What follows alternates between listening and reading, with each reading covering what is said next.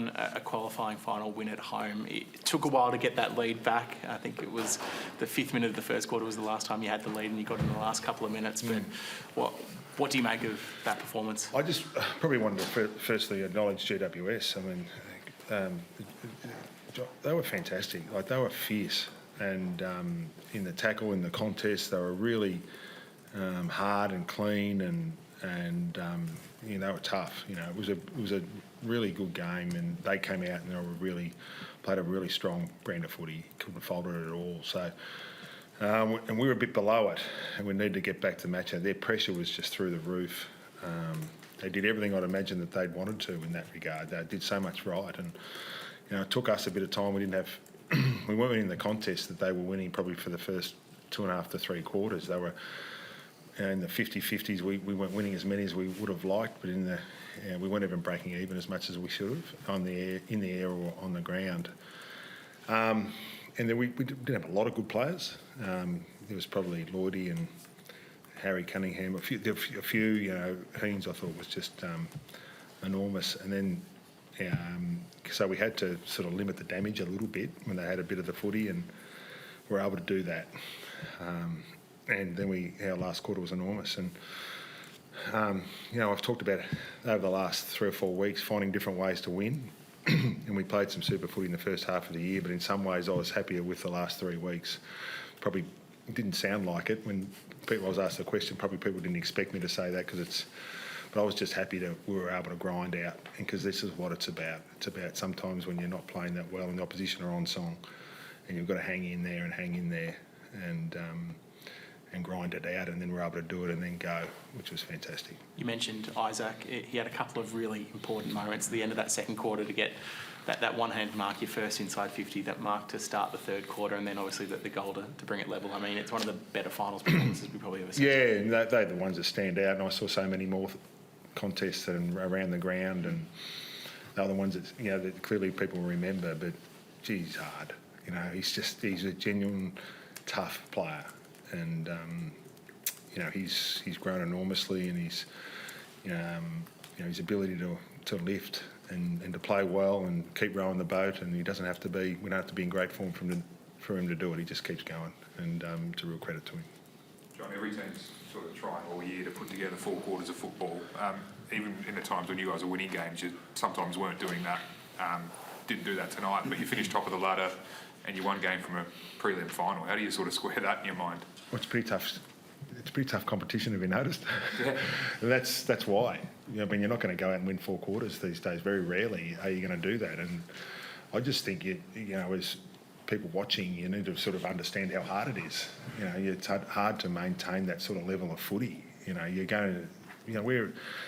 the whole competition's designed to not do that, not win 4 quarters of footy. So you're fighting against gravity all the time. And that goes through the course of the year, regardless of how well you've played previously. At some point, you've got to find another way, and you're not going to win every quarter of footy. You just got to hang in, and you know, as I said, that's why I was pleased with some of the wins we had at the back end. You know, you just needed to hang in. You need to be hard and tough and gritty, and that's what I was pleased about. John, you mentioned obviously you need a good opponent and you need a good rival. Tonight it was just one of the great derbies. What is it that just makes this derby so special for you as a coach? And you've been involved with a few with your colleague here as well. Yeah, Leon. 2 good teams. You know, I think they're a really good footy team and have been for a long time. You know, when Leon was there and now under Adam, they're a very, very good footy team. Very good footy team. They've always been well coached. They've always played a strong brand. They're hard. They're a very good footy team.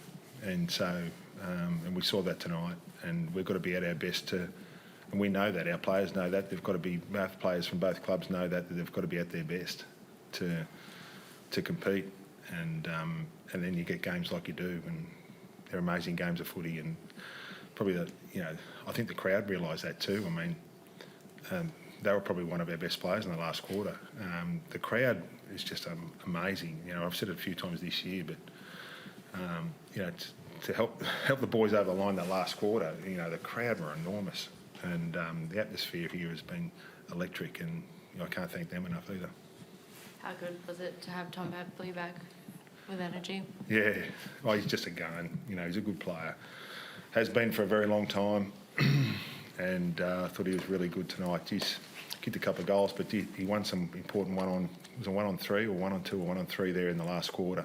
The ball went up in the air, and I thought, possibly one of the shortest players on the ground was up against 2 or 3 in the air, and he just did enough to neutralise it, and that's what he is. He's a massive competitor. He just loves competing, and that's why we love him.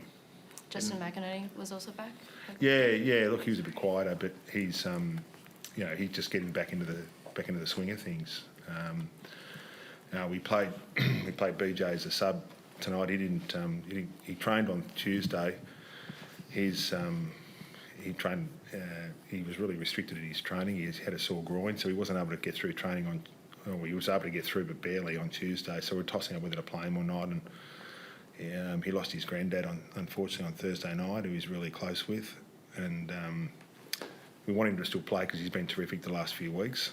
But he had a couple of things going against him this week as far as how he was feeling and what had happened to him. So I saw he and Hannah, his sister, after the game, on the ground there, and that's a pretty special moment for the family. John, just throwing it forward, you've obviously got a well-deserved week break ahead of the prelim. What does it mean? It's pretty obvious, but what does it mean to have that prelim back here in front of a pumping SCG? Yeah, it's we can't wait for it. We want to enjoy what tonight's about. We're going to work on our training, get our training really sharp and hard. I think we need a little hard block coming up this week, and so we need a solid workout this week, and that's what we'll do, and plan for a home prelim final. We played here a couple of years ago against a pretty good team, and the crowd were enormous that night as well, and I'm sure they'll be enormous in a couple of weeks' time. Just a word on Jake Lloyd, obviously one of the unsung heroes of this team. Yeah. He loves a qualifying final goal. He did the same against Melbourne in, I think, 22 to get you guys into the home prelim. I mean, what is about his role and his, I guess, selfless and tireless attitude, but also getting a moment like that? Yeah, it's interesting. The younger boys and probably the midfield guys get a bit of acknowledgement outside of the footy club. I thought Harry Cunningham tonight, Daniels is a star, and Lloydie, he's just been a good player for this footy team for a long time, and it means a lot to him.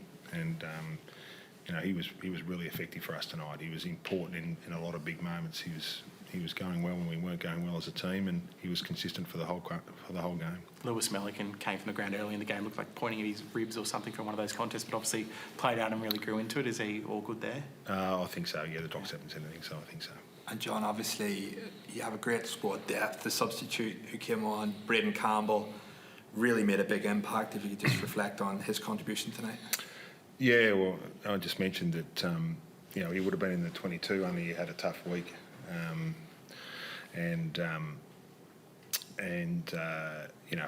We've been really pleased with how he's been going over the last 4 or 5 weeks. He's been really good, and to come on in the last quarter and have 8 or 9 possessions and win some big moments, some big 50-50 moments, be hard and clean after a pretty tough week injury-wise, and then what was happening off field for him, and is a great credit to him, and really should be a proud moment for he and his family.